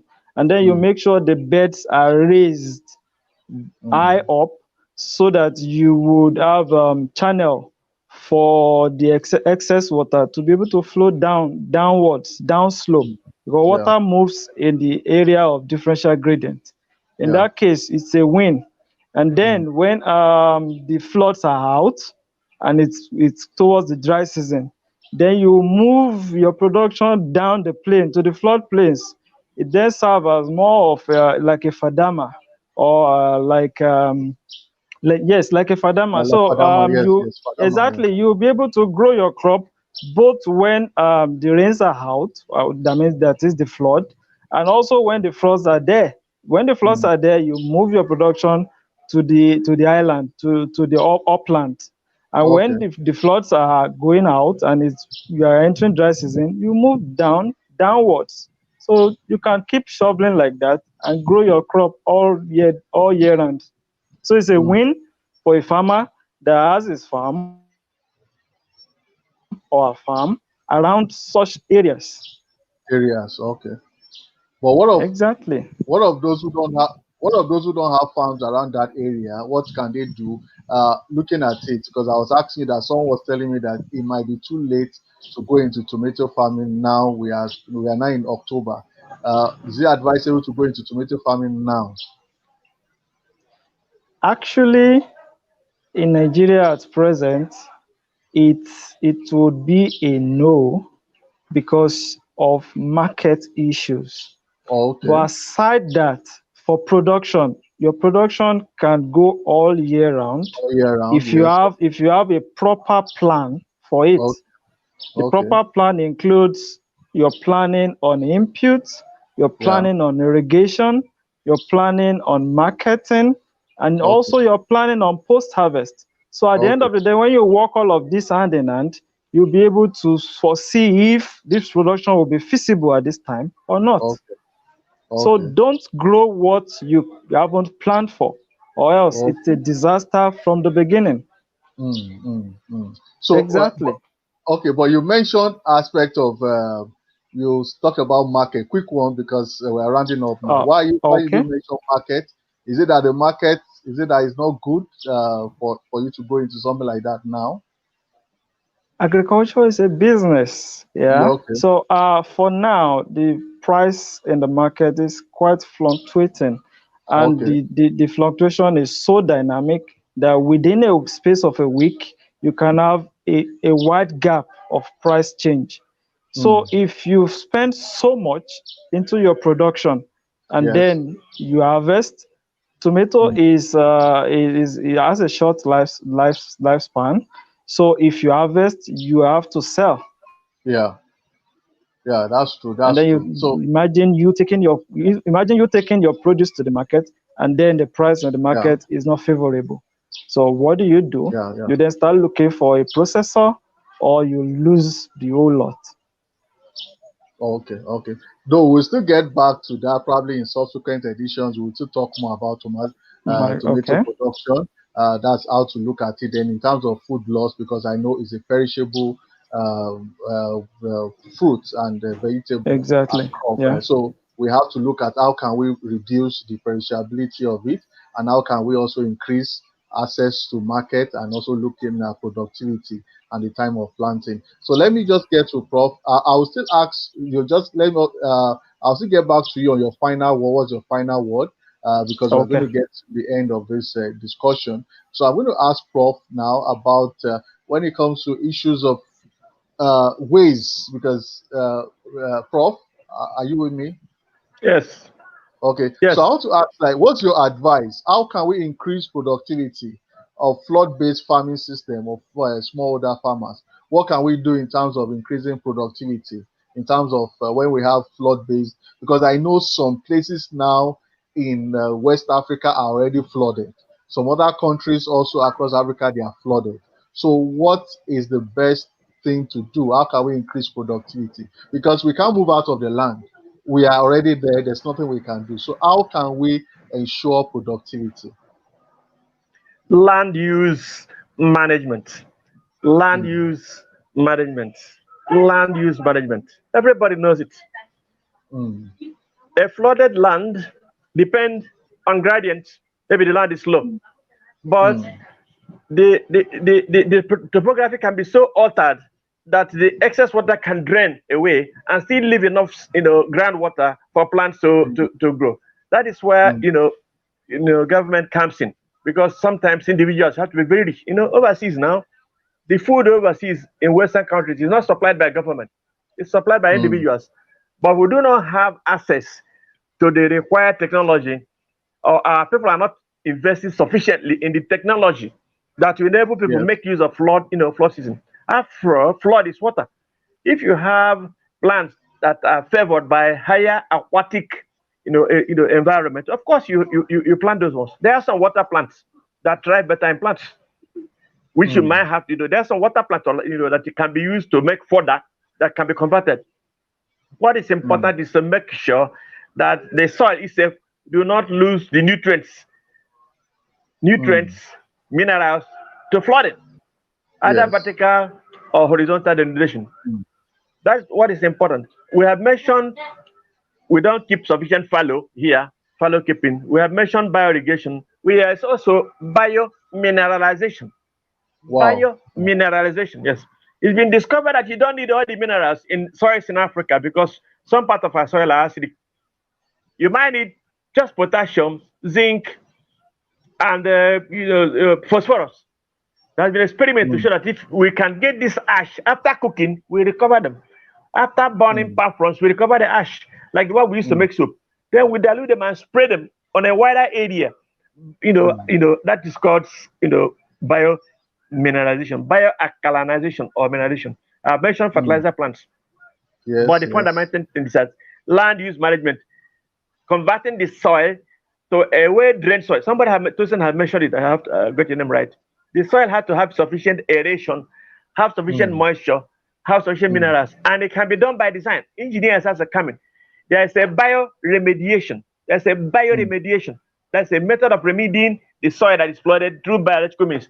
There is also mm, mechanical or physical remediation, which involves both mm, trenching, channelization to drain away the soil, or raising the level of the farm. Some farms you can raise the level of some farms, mm. but the technology is not available to the ordinary person.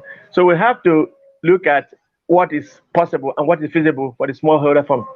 And that is Yes. how to increase the fertility of available soil, how to Mm. reduce loss of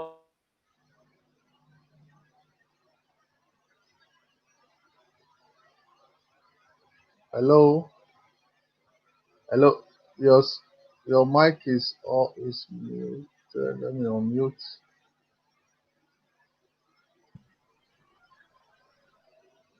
Okay. automatic.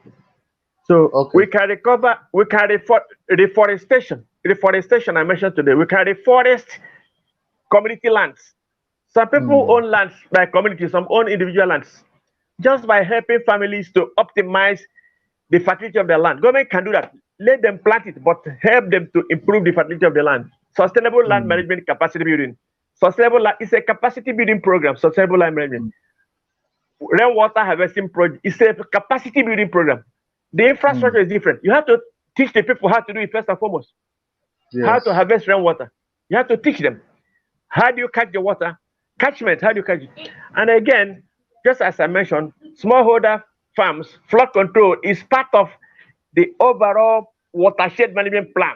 It's not done in isolation. It has to be part of the watershed management plan for that community. So a Mm. community is a watershed. One, there's a floodplain, there's a watershed. So there Mm. has to be proper watershed management. So it has to be part of it. That is why we need the support of international agencies. Repeat, we need it. If somebody says, "Oh, leave it to government," you have to have a government that works very well first. We have so Mm. much land that is not used. We need to reforest Mm. land. We need to increase canopy cover. We need to increase forest Yes. cover. We need to reforest areas that are arid. We can do that. Mm. Look, we can plant in the middle belt 8 hectares, millions of hectares of moringa and cows can eat enough protein without having to come out here.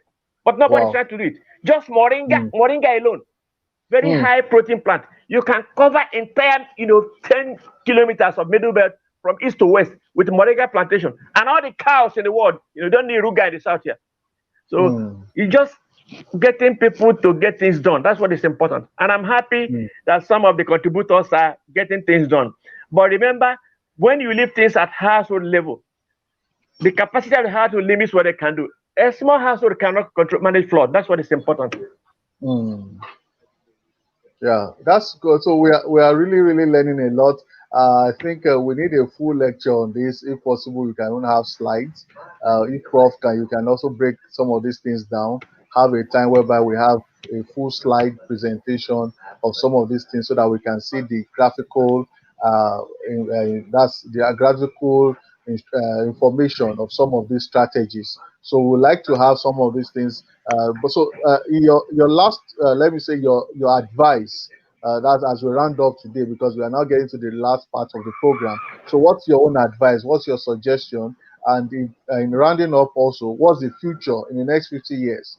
What's our fate when it comes to water? In your that's your parting notes. Digital human capital. Digital human capital in farming. That is the future. There's no question about it. Somebody has mentioned it today. Digital human capital in farming. We are going to have to connect smallholder farmers to the larger new forms of technologies that will help them. They can get information anywhere. They can learn from using the internet how to improve their soil, just as you are doing, just as you are now doing. So that's part of it. We are going to have to increase agricultural communication, intensive agricultural communication, to help farmers take hands. We're going to have, platforms that are sort of clinics where farmers can reach out, ask questions, and get results. Farmer can get the best yield just by asking questions. Tell him this is what it is. I mentioned today that you can deliberately spread wild mukuna all over Nigeria. In the wild forest, they'll just nutrify the soil. They cause no danger at all. And if you harvest them, you can get some medicine from them. That's what is important. We can use fertilizer plant. We can grow mukuna, fertilizer trees, or we can use legume trees to improve the soil. But what is important is at the community level, they have a role to play. The behaviors in the community, indiscriminate dumping of solid waste, clogging of gutters and water channels, for example, roadside sand mining, roadside mining. If you look at somebody mentioned just plateau area, the mining there just destroyed the atmosphere. Even though there are some, you are using it to do pond, but the pond is silted. The pond is so rusty, so silted that fish cannot grow in it. So there's no advantage in having a pond that the silica content is 400 times what is required for fish to survive. A pond must have aeration, oxygen content that can support aquaculture. So that's the challenge we have here. Some people, like in Ghana, you can keep your pond and a lot of mud is mixed with that pond, and then it's not longer going to support aquaculture, for example. So food security for 250 is number one. Without food system transition, I don't think technological transition is going to happen in this part of the world.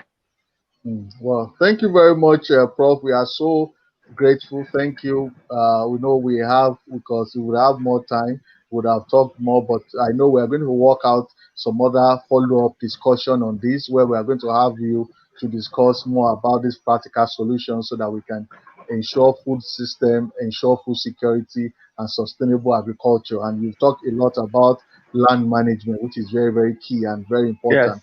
So we're going to have that. Then we're still going to, we will know that those who have followed us today, they will be able to get some of those. I'll talk about bio irrigation. Yes, especially with Senegalese. Yes, we would like to have like a short documentation on that so that we can share with our listener so that they can learn and use it on their farm. So thank you very much. We pray that God will continue to strengthen you. We are so happy to have you. I'll post it immediately on your WhatsApp. Once I finish, and I'll post it on your WhatsApp. Okay. So please prepare very soon. We are going to have a full presentation where you are going to have probably more of a PowerPoint presentation of some of these things that you have shared and technology, so that we can look at indigenous technology and appropriate technology that we can use to enhance our production. Thank you very much, sir. Yes, my dear. I would have mentioned windbreakers today, but windbreakers, planting windbreakers, so Yes. Okay. windbreakers. Somebody can take Windbreaker. it up. Yes, Okay. planting windbreakers, usually with Oh, bamboos and malana trees and around okay. farms to reduce, wind denudation, because wind erosion also affects fertility of soil. Okay. Thank you very much, sir. So we are going to ask Benson for your final take. What's your final take today? What's your advice? But before that, Tosin Jella Love David asked a question that was the best time for tomato farming. Will you advise someone to use furrow irrigation for tomatoes? What's the best time for tomato farming? Will you advise someone to use based irrigation for tomatoes? I'm going to ask you that, but let me ask Benson. Olivia, okay, let me confirm. Olivia, are you there? Oh, okay, you are still. Oh, wow. I just wish. Okay, I'm still going to get to you, please, so that we can have your final word. Okay, Benson. Okay, so Well, what advice? What's your let me say like a punchline, your final word to people who are there is listening? much to be done. There is much to be done, and we have to take action. Yes, We have to collaborate. We have to key in, and of course, there are a lot of things happening. I don't know if you have heard of the Great Green Wall Project, which is great. Green Wall Project, Okay, the green up African, project. Okay, the African Great Green Wall Project. okay, Yes, it's actually happening along the equator, um, traversing between, I guess, Senegal all the way to Ethiopia. The idea is actually to create a green wall that will actually stop the encroachment of desertification. So these things we need to key into it because it's going to okay. create a lot of jobs. Um, of course, we can go online and search for it. The African Great Green Wall Project. Uh, but most importantly, we all need to actually continue to partner together to create things like these, platforms like these, discussions like this, to actually encourage young people to actually also take part in this because there is a lot. We can't just cover all uh, the, Yes, uh, the knowledge that we need to share in just a day or in just a discussion. yes, yeah. Still, really a lot that needs to be done. Um, Done. the food security of Africa or the world depends on all of us. We Mm, must take a stand to yes, actually ensure this. yeah, One key thing that we must all do is, of course, education is the most important thing because in the quest to actually survive, most people tend to destroy the resources they will later need in the future. So, mm, if empowered by education, which is very important as basic fresh air and water, then if actually the basic grassroots citizens are empowered, we can actually begin to create that change that can actually have okay, a great reach. So I believe that this is the time okay. for us to actually do this. Okay, so Thank thank you. you very much, Benson, Dr. Fasanya. We believe that we'll still have more engagement with you and look at other areas we can work together to engage young people and also look at the environment, climate change, and agriculture so that we can ensure food sufficiency. So thank you very much. We appreciate you and we look forward to more engagement with you.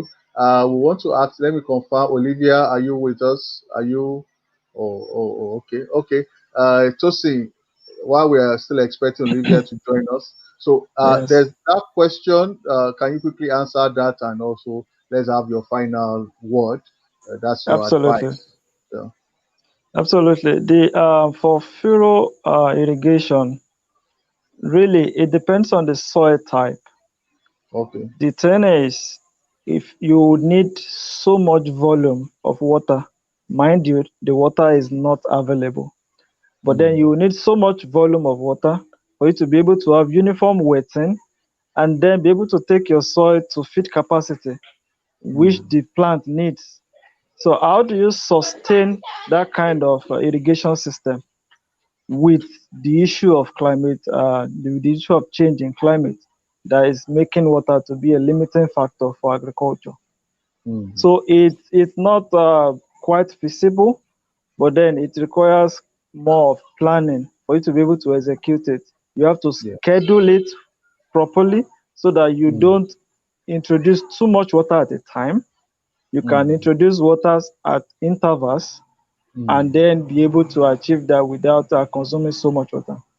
And on the pattern words, Then it's a what's known. the Okay. best time for tomato farming? That's the first question.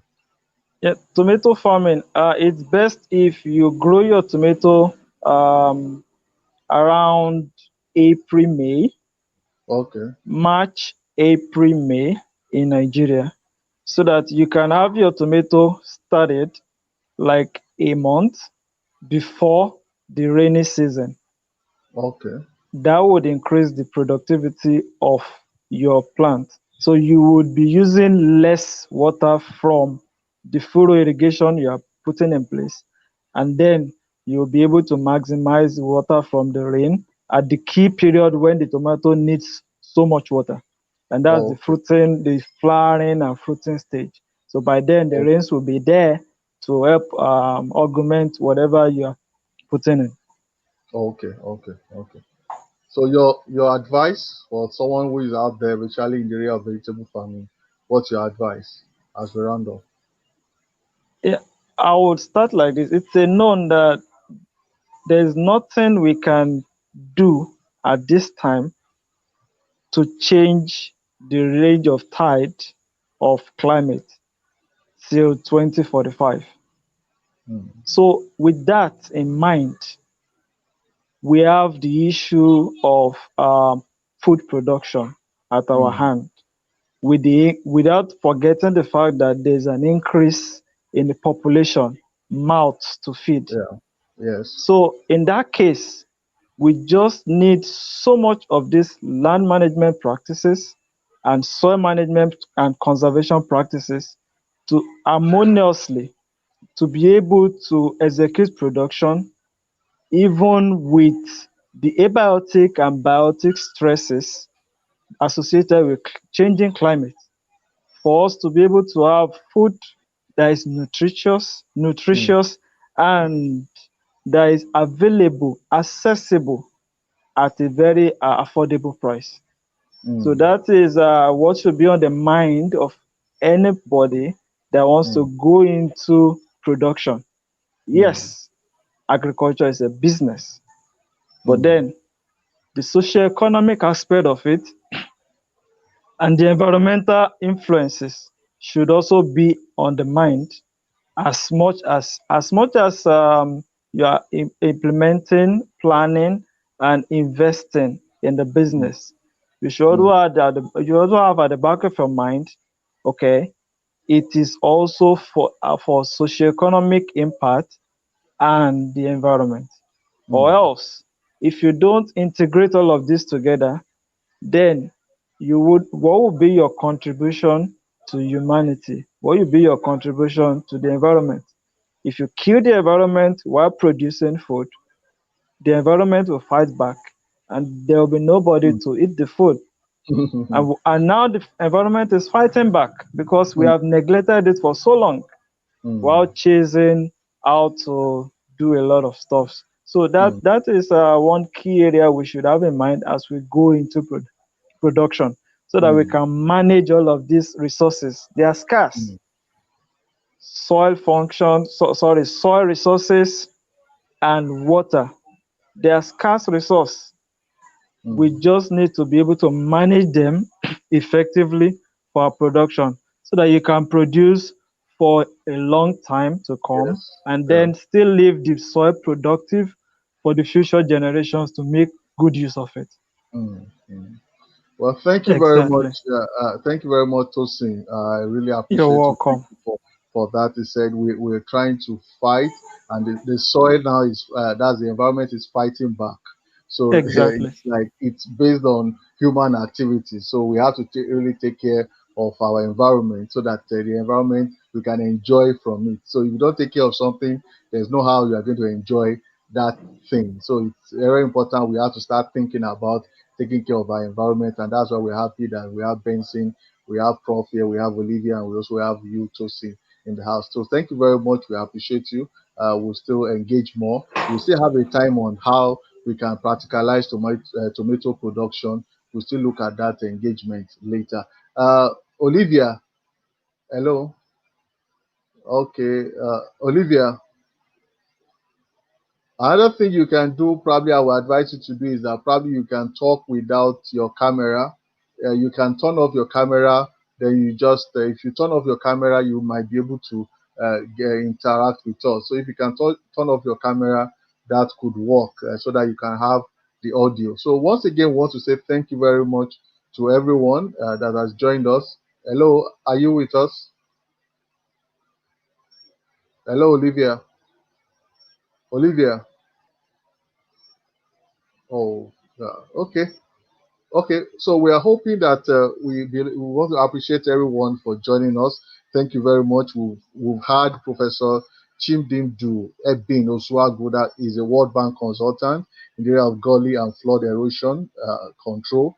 We also had Dotun Benson Fasanya, is a water sustainability and land management expert.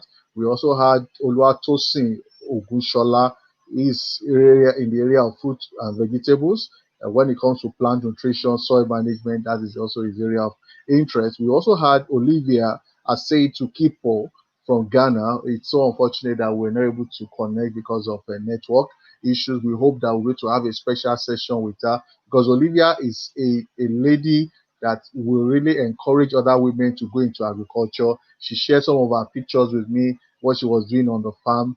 A lady that is interested in how she can get her hands. Yes, though we might see it as if we are getting her hands dirty, but she's doing a lot to be productive. She's very vast when it comes to crop care and when it comes to vegetation and vegetables. So she's someone that is so amazing. We really want to have her again. She's really doing it well. She's doing a lot in northern Ghana, and we feel that she will also going to share her own experience. We know that we'll look at that. So we want to appreciate every one of us, all our resource person. And once again, I want to appreciate Pascal from Rwanda, because I thought the Rwanda, and also John Damu, and also my friend from Netherlands, from Rwanda, and also Eric and Kristen from Netherlands. Thank you very much, and we look forward to more engagement with you. Ojeni Daniel, thank you very much for joining us.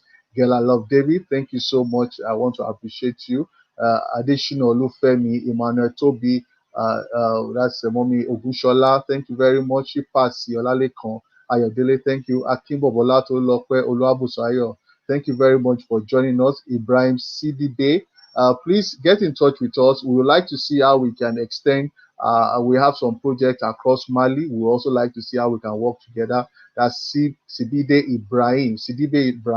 We would like to see how we can work with Center for Agriculture and Rural Development. As Prof mentioned, we need to form a collaboration whereby we can share information and network. So let's see how we can work together. So thank you very much. And all those who have followed us, I might not be able to mention your name because of time. So we hope that we'll be able to connect with you together.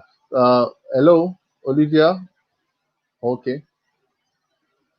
Okay, so I want to say this. Thank you very much. So please make sure you follow us at Food Gist Hub. Food Gist Hub. That's on Twitter, on Instagram, and on Facebook. Make sure you follow Food Gist Hub on Twitter, Instagram, and Facebook. And try to register. It's very important that you can also join us for partnership, internship, collaboration. If you want to be a content associate, because we have a position for content associate, and you want to know more about what we are doing, also get updated information about agriculture. Hello. We also welcome that. Hello.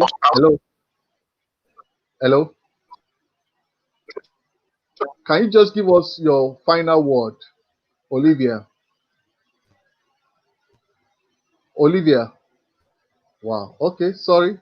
So you can also join us. So make sure you just register. If you have not registered, try to register and connect with us. We have a lot of our room is open for everybody that is interested in agriculture, Food Gist Off is about how we can discuss about food system, food security, and try to reduce food waste and ensure sustainable agriculture. So just go online. The link is on the screen, found.ee/foodgistreg. So make sure you register and be part of it. So I want to say thank you very much and God bless you. My name is Ireti Emmanuel Adeshida. It's been a wonderful time with you on this program, and I want to appreciate everybody. And don't forget, in the next 2 weeks, we are going to have another event. We're hoping to have World Food Day celebration because it's going to be World Food Day and we're going to celebrate World Food Day. So thank you very much.